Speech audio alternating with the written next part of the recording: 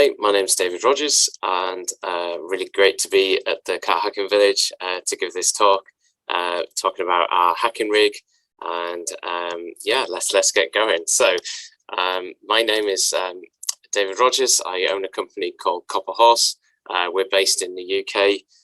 My background is in semiconductors originally, and then in the mobile industry for the past 20 years. I'm heavily involved in a lot of security related topics. I'm the author of the UK's Code of Practice on IoT security. I chair the mobile industry's fraud and security group globally. I'm actually communicating to you from Google today, actually, from a GSMA meeting. And of course, I like cars and I like cats as well. And I sometimes drive cars that are named after cats. So yeah, really great to talk to you. And so how do we end up with the stuff that we're going to talk about here? Well, so my company got involved in a consortium called Secure CAV, which was looking at future connected and autonomous vehicle security. And with a consortium together with Siemens and a couple of universities, looking at how we could, at a hardware level, detect security issues and also then actually prevent them in some way or report them, and to explore what we could do around machine learning as well.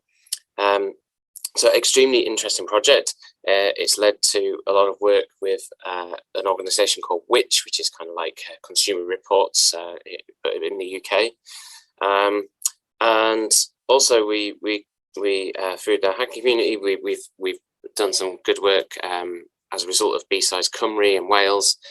We now have a partnership with Cardiff University. We've actually sold one of these rigs to them, and we're doing continued research on this. So our project was right in the middle of the pandemic, and our university partners were due to create some demonstrators, and we were due to do all of our security work on those demonstrators. And of course, the universities couldn't get into their facilities. So we wanted to do some cool things around some of the tools that I'll show you later in the talk. But we couldn't do it, and we basically had to build something up ourselves. And so we went down this road, we looked at what was out there, and there's some great things using Arduinos and using Canvas hats and existing vehicle components. So that's the road that we went down, and a couple of really cool projects where they're using data from simulators, essentially from games. And so we started to build this up, and we decided, well, actually, this is really good. And actually, wouldn't it be fantastic if we can build this into a real car, basically? So we're taking telemetry from multiple different simulators, multiple different games. Now there are academic simulators out there, so probably people will have heard of the Carla simulator, but the community of people who are supporting these kinds of simulators is actually quite small, but the gaming community and the esports community is absolutely massive, and the amount of cool stuff that's being created from hardware manufacturers through to sort of individual software developers is absolutely amazing. And so one of the things that we decided to build in was a motion rig, which we got from Doff Reality in Ukraine, and has been absolutely amazing, and really gives us a real realism of actually how to experience a vehicle being hacked. So we have this 3DOF motion simulator, which gives us traction loss at the back there. So we see that motor number 3 there. So, you know, if you're slipping, especially if you're racing, it gives you that real immersion. And of course, if you crash into a wall without any brakes, you really feel it. So we've been gradually sort of building this up alongside all of our security work with this car network, but then with all of this telemetry going to these different components that are doing different things. And we're gradually sort of building that up. So we have a very straightforward CAN bus with some components on it. So what else can we do? Well, obviously we could put things like sensors on there. We can connect up other in-vehicle components. At the time, so it was we were loaned some vehicles to have a look at, and we also because we were in the middle of a pandemic, we couldn't really access, for example, scrapyards. They were all completely closed.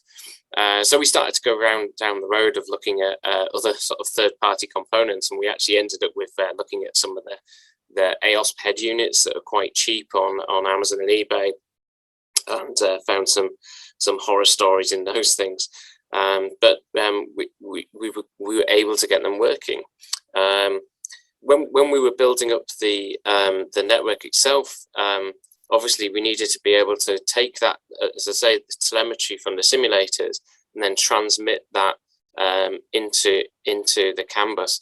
And we found a good way of doing that. There's a really cool tool called SimHub that allows us to do that more easily, because some of the telemetry is sent over UDP, or some of it's done by memory scraping. And of course, the games community have done a lot of the hard work. So we chuck that into the motion rig and other components. But when we were looking at the head units, what we were really interested in was head units that were connected to the CAN bus itself. And there's a lot of research to be done here. I don't think there's been a huge amount done so far. So you can see here that this is directly connected to our CAN bus and to our simulator. And this little red box that you can see on the right-hand side there is this kind of CAN bus converter box. And a lot of these Chinese Android open source head units actually use these boxes, and it seems there's a sort of proprietary serial protocol going to these things, and then they have the sort of pre-selected CAN dictionaries that are selected by choosing individual apps that are pre-installed on these units. And these companies clearly all talk to each other, because they all sort of co-support the different manufacturers of these little boxes, and these CAN bus adapter units. And these devices, these head units, are designed to be put into legacy vehicles. So you can imagine the security risk, and we're looking at, you know, what is on here, what versions of Android are on there. You know, we can see that they've actually managed to hack in the Play Store onto there. They've got Google Maps, they've got Chrome browser. So the question is, like, you know, does a Chrome browser auto update on a device like this, and to what extent is the user exposed to existing vulnerability, and you know, what's the differential between what's going to be patched and what's not, and really, is it possible to cross into that CAN bus from a malicious Android app that's on one of these legacy head units? And it's something that we're exploring with Cardiff University as well at the moment. A very, very interesting area of research, I think. What we also decided to do was to build in some functions to at least demonstrate to people what would happen if we disabled certain functions in the vehicle. So, for example, we thought it'd be quite cool just to be able to cut off the brakes, or to remove the clutch function, or the accelerator. So pretty straightforward, just a hardware hack. And you can see my sort of Heath Robinson wooden button with some nails in it at the top left there, just to kind of prove it out. And we built this box which allows somebody who's next to the rig, so this is actually at B-Sides London, to be able to disrupt the driving experience of the person in the car, whether that's distracting them by turning on the wipers, or causing disruption to other drivers by turning on hazards. You know, this sort of low-level functionality in vehicles can sometimes have a very big effect. We have evolved that somewhat, so we've added in new functions, and as I learn, you know, what works and what doesn't work, I'm sort of building that into the rig. So we have some, at the moment, we started out with Logic G29 pedals, Logitech G29 pedals, and essentially wired all that in so that we can sort of turn them off at will and then turn on other functionality if it's supported in the simulator, of course, because it depends, what game you're playing or what simulator you're using. But it's a really, really useful tool to actually see how drivers react and to really cause a lot of trouble to them. So there's what you can actually do in a car. So it's obviously, it's not possible to reach certain functions because of certain security that exists or some electromechanical things. So we need to kind of ground it in reality a little bit, but it's still fun to explore the kind of what if scenarios around these things. But to come back to like the core reason that we built this stuff in the first place was actually to look at some of the types of hacks that are out there or that could happen. And I always like to look at stuff that is actually going on right now and what criminals are actually doing, something that we've done in the mobile phone world. And so one of the kind of criminal mods out there is around mileage correction. So you can kind of get these essentially man-in-the-middle devices that you can buy through on online sites. We could get these for about €300 for specific vehicles. And we wanted to explore how they worked, what they're doing on the CAN bus, and how they operate without obviously having to put it in a real vehicle. Because in most countries, if these things are not outright illegal, for example, in the UK, you would have to declare that you had this thing in a vehicle, and obviously that's going to affect the resale value. So it's not illegal to buy one, but it would be illegal to essentially use one and not tell the new owner that you'd used one. But of course, people are using these things. There is obviously a market for them.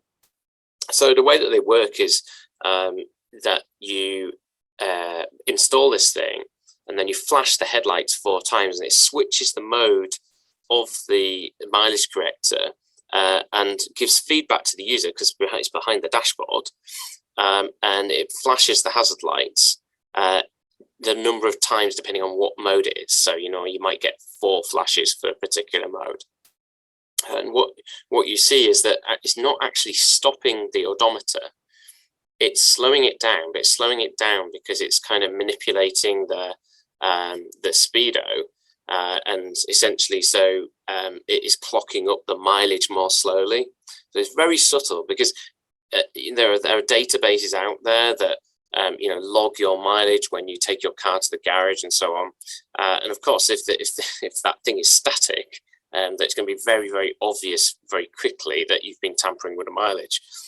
So, and particularly for sort of more modern classics that people want, people want to have a look at these databases and actually check that they've got the vehicle that they have got.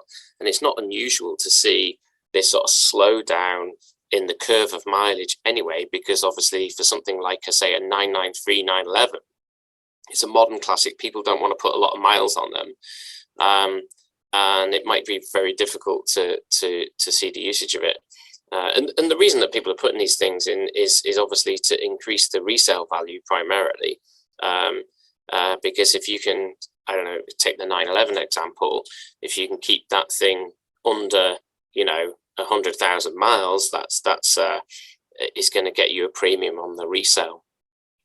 So we were able to install this thing in our network, and it's actually on our rig now, and we can actually operate that using the rig and actually while we're driving along in the simulator, which is really, really cool. And it actually is just an example of stuff that not only can we demonstrate how it operates, we can actually monitor the CAN bus and see what the CAN traffic is. Obviously, we can reverse engineer the hardware as well. But it's a very nice way of doing that. And we could potentially do that with other components for particular vehicle types. And of course, there are a lot of tools that are out there. So if you just take OBD2 dongles, for example, now some of them are completely legitimate, but there's other sort of more nefarious tracking devices and so on.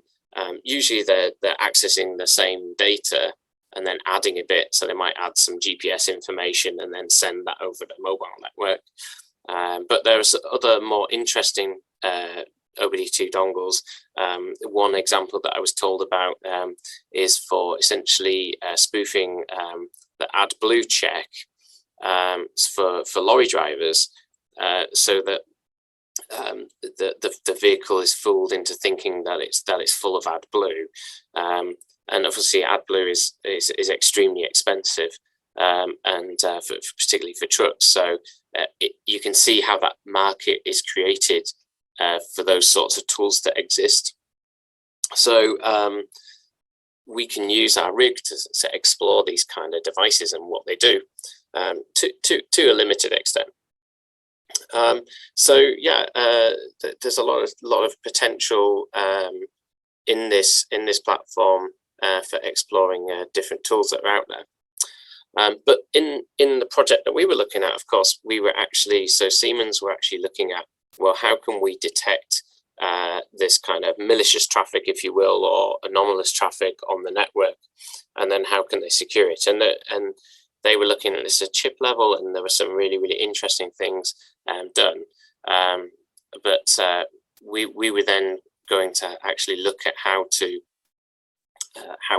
we could actually break their system, if possible, or their proposed system, and that's what we went about doing. So in the process of doing all of this, because again we were in the middle of a pandemic, we had to work out how to do all of this remotely on multiple sites, basically in people's houses, and so we ended up being forced into creating a system where you could remotely test from anywhere in the world the rig or the car or the setup wherever it was placed.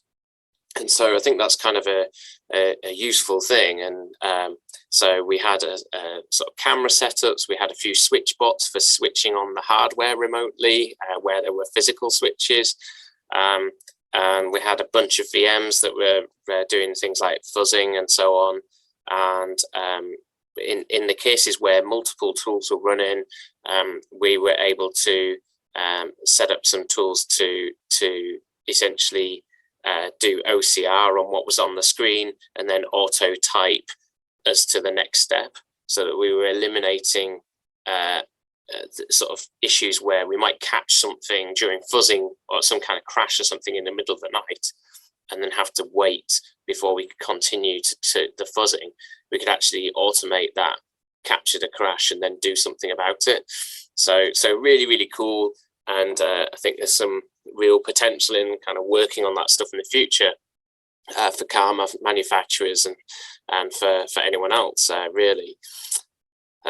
So this is the rig as it stands, and it was just kind of continuing to be developed there.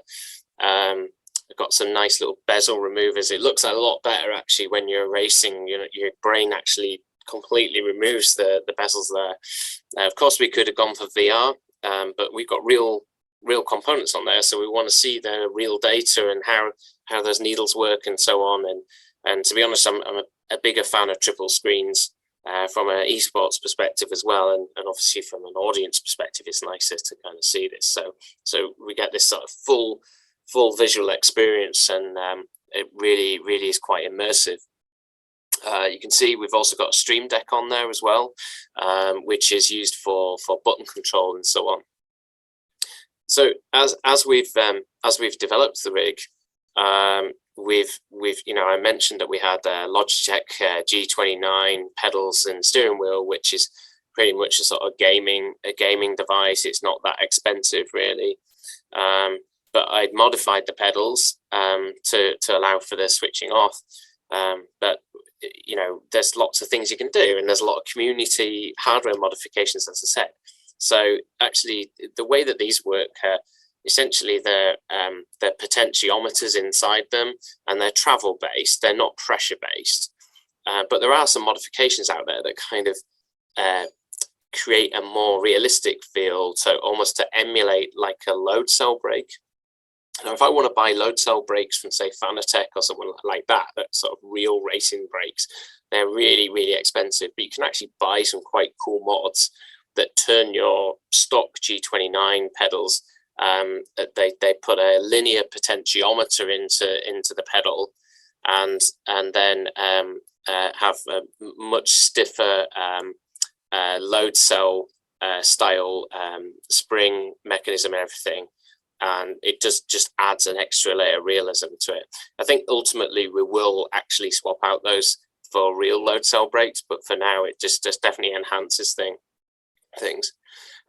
The same for, we've now kind of moved on from the G29 wheel itself, and put in a direct drive DD Pro Fanatec base and full size rim, and you can see the size difference there, and it really again enhances that realism and immersion, especially. And what you want is for the person on that rig to actually believe that they're in a car, because when things go wrong and when we start to do some of the sort of quasi cyber attacks on them, or real cyber attacks, we want it to like be really realistic.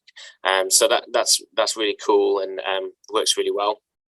Something else we did with the pedals as well, there's something called the Leo Bodnar cable. So Leo Bodnar, a company based in near to Silverstone in the UK, work with some motorsport companies, and they can the cable essentially gives you a much better resolution. So it takes it from 256 bits of resolution, or 8 bits of resolution, to 10 bits, which gives you essentially 1024 bit smoothness to the original 256 bits.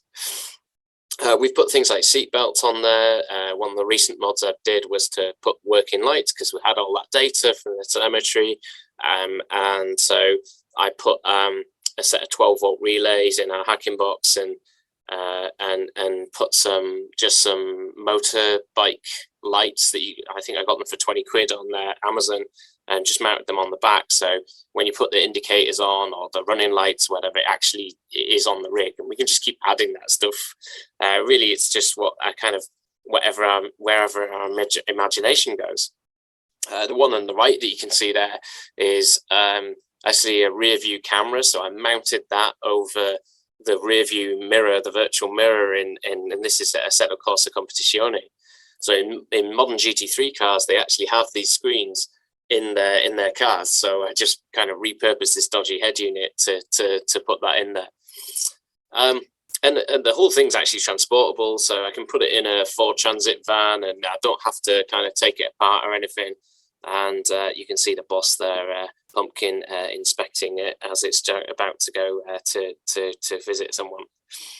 Okay, so here we have the rig, as you've seen in the presentation. We'll maybe see a little bit of the motion. You can see the lights here. We're kind of braked at the moment and waiting for me to drive.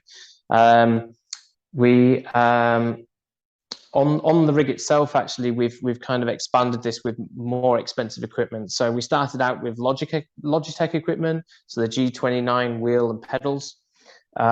We still have the Logitech pedals there, although these are heavily modified now. So we've put what's called a Leo Bodnar modification on there to increase the resolution of the pedals. And we've also put a load cell modification in there to make it more realistic. Of course, we could spend a lot of money and put a set of load cell pedals in there. But remember that we've actually modified the pedals so that we can actually remove brakes and clutch and accelerator. But we probably will expand that in the future. So we've got our head unit here, which is connected over to the CAN bus, which I'll show you in a minute. And then this is our new wheel, which is a Fanatec wheel.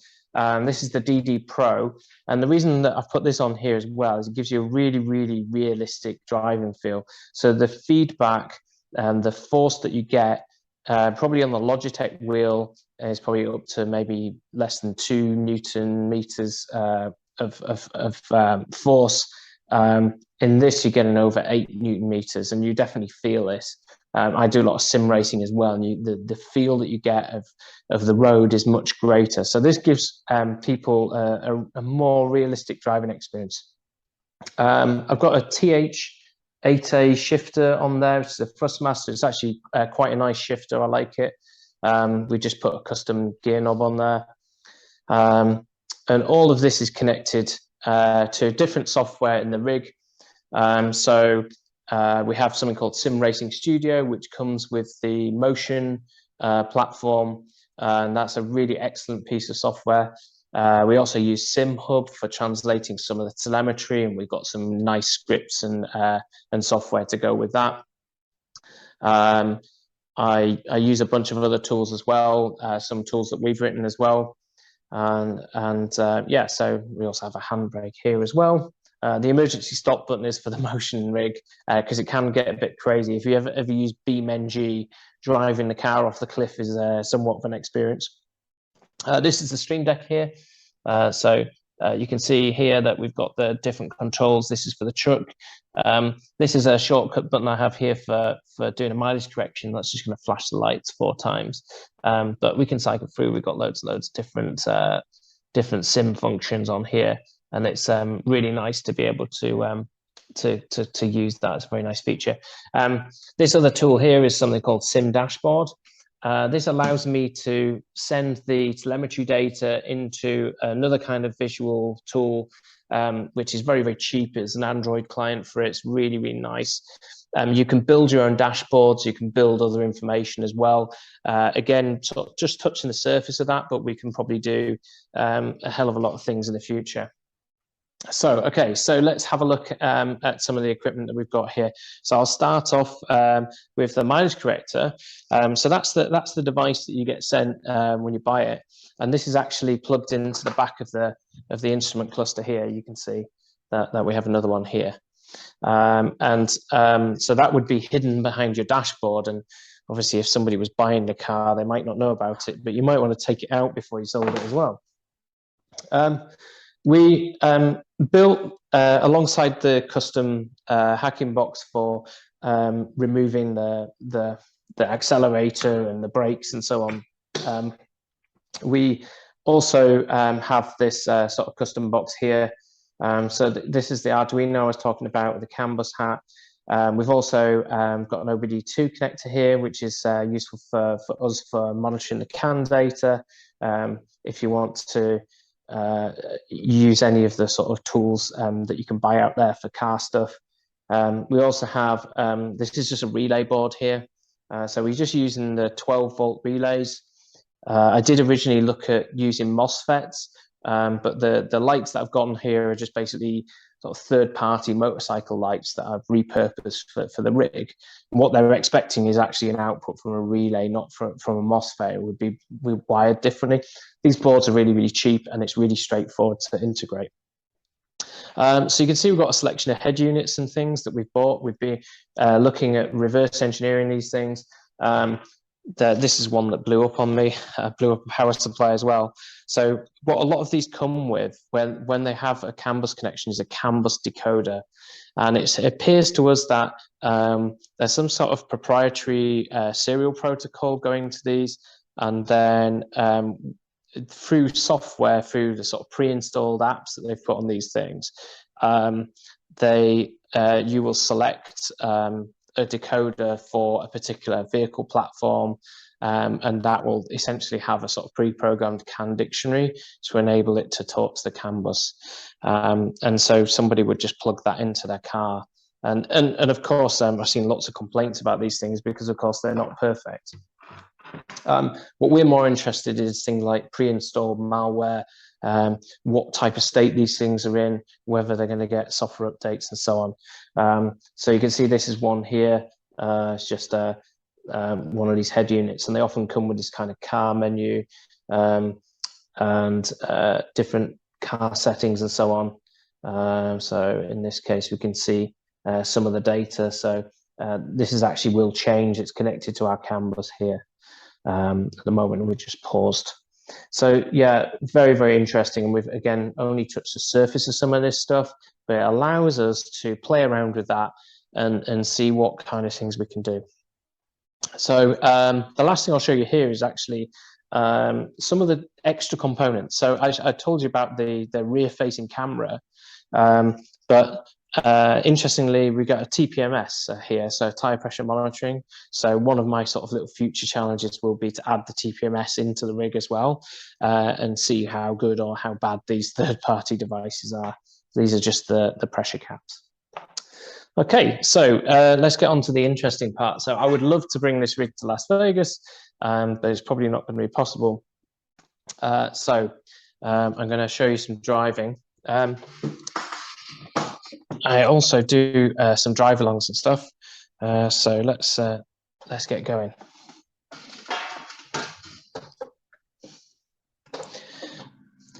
So this simulator here is Euro Truck Simulator 2. I'm actually in the middle of a delivery at the moment. You'll see that I do a lot of sim racing and stream that online. And that's with exactly the same rig and with the motion and everything. I'm just going to drive along here. I've got the motion turned off right now, but I'm just going to show you very quickly how the mileage correction works. So you see that I've got the full beam light on here, driving along into the early morning. What I'm going to do, I'm just going to do the 4 flashes, right? And what you'll see is the response back from the hazard lights as it switches modes. And you'll see the speedo do something as well. These things can be a bit flaky as well, so it takes maybe a couple of times to actually activate. I can get it to go. This will be the one time that we can't get it to go. So what I call David's rule of demos. The demos never work. There we go. So you can see it switch modes there, and you can see also the speedos drop down, because what it's actually doing is causing the speedo to misreport. I'm just going to move outwards there. You can see the indicators. So hopefully it's going to switch modes again. Get it to change. There we go. So it's flashed twice. It's moving into a different mode. And you can see there that it's flashing again. So that's how that works. If we move back, I'll just show you, if you just show the lights. So on the rear of the vehicle, if I just show you how that's, so I'll put the hazard lights on now. And obviously I can put the indicators on as well.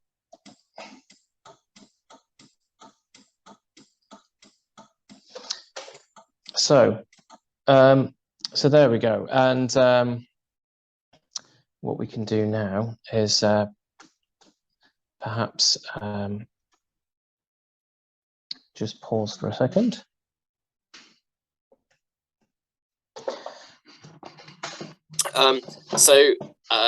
That's really you know, what the rig's about. But I just want to talk about this whole thing about the future security in cars. So obviously we're demonstrating using older vehicle equipment and CAN bus hacks that, of course, we all know about. We all know that the CAN bus is not integrity protected and there's no authentication and so on. But it is quite nice. I mean, it functions as a thing. But obviously, there's a lot of work going on in the standard space, but also in the hardware security space to actually ensure future security in cars. But that's not going to make threats go away. Threats are evolving, and some really unusual things are happening. And just really like the mobile phone space, where we've gone from just having kind of mobile phone calling and SMS capability, you know, all this extra functionality that you never expected to be in a car is in there. So all of the functions for communicating outwards, and there are multiple SIMs in cars, need to be secured, and they're all coming from all these different vendors. So it's impossible for the OEMs to understand everything that they've got, and even for them, they're not really au fait about things like hardware security and how to implement TEEs and trusted execution environment type technology, and how to properly implement secure boot, build all of this together into a coherent whole. But the technology is moving so quickly that, you know, they're jumping into launching automotive Ethernet on top of legacy technologies. They're launching V2X type stuff, so multiple new interfaces coming into vehicles, and it's going at pace. So while we can bring a lot of our knowledge into that domain, and there is a lot of transference of knowledge, everything from the stuff on SBOM through to, like as I say, hardware security, through to mobile security improvements and to protocol security. So that is all coming together, and they can kind of stand on the shoulders of all of that work and benefit from it. I still don't think there's a level of maturity in the automotive industry that is commensurate with the threat. And of course, you know, this is these are vehicles that are essentially weapons and can kill people. And it's a very, very unusual sort of moving IoT device. So I still have a lot of concerns, and I think that you know, the security research community has to really help these guys to understand. They're still coming to terms with, you know, what CVD is, what vulnerability disclosure is, and how to handle vulnerabilities in multiple places. And there are some sensitive ones. So the obvious one being a lot of the car key hacks. But ultimately, they need the security research community, and they will benefit from our input. And I think it's just a case of kind of waiting for them to get to that state, and they are getting there, and helping to point out to them the stuff that we see that maybe they're not going to see in the development center, and they're not going to think, well, or they may think, you know, why would you ever try this particular attack? No one would ever do that, when actually we know that of course somebody would do that. So we bring a kind of hugely different skill set to what they have in engineering, but both are equally valid. So yeah, I mean, I'm a little bit skeptical as to like how sort of attacks can be really detected in future vehicles on board, because as an attacker, I probably am going to want to disrupt that, and I'm probably going to know that there's going to be some detection mechanism in there. So we really need to think like, well, one step or two steps ahead. So how does the attacker react to a particular defense mechanism? So in the case of the mileage correction there, we were able to actually kind of attack the defense mechanism and really, really screw around with it. And, you know, that for the defender, they have to make sure that everything's right. But as an attacker, I can just make sure that everything just dies. And they still, you know, reach my objectives. So I mentioned sim racing. So I really got engaged with sim racing during the pandemic, and actually utilizing this rig. And it's been a really good way of actually talking to people who are in the car industry as well about the sort of threats and so on. And I compete in Apex online racing, except of course the Competizione GT3 leagues and other leagues, and they're really fantastic. And I think the more people in the hacking community that get into sim racing would be absolutely fantastic. But in a kind of another vein here, so I'm racing with the rig, but it's absolutely incredible to see that sort of line between real world racing and sim sports being crossed. So there's this sort of real mixed reality that's going on, and that's what we'll see in the future. It's really a gateway into the future. All of these circuits are laser mapped. The equipment, the Fanatec wheels, for example, they're in the actual cars. So there's this real mix. And of course, even these esports communities suffer cybersecurity issues, and there's been a lot of DDoSing of servers, and the suspicion is it's actually gambling syndicates sort of betting on races and disrupting them. So really interesting in itself. If you want to find out a little bit more, well, of course, so you can go to my Twitch, and I've got a few live streams where we do drive alongs in trucks. That's Euro Truck Simulator 2 there. And we do different things in the simulator, and we go around the rig and explain what we're doing. So have a look on there. There's quite a few more videos for DEF CON here for this event. And that's really it. So thank you very much for listening. I'm going to be in the room. So for those of you who are in the car hacking village listening to this, have a look around for me, because I'll be standing there somewhere. Thank you.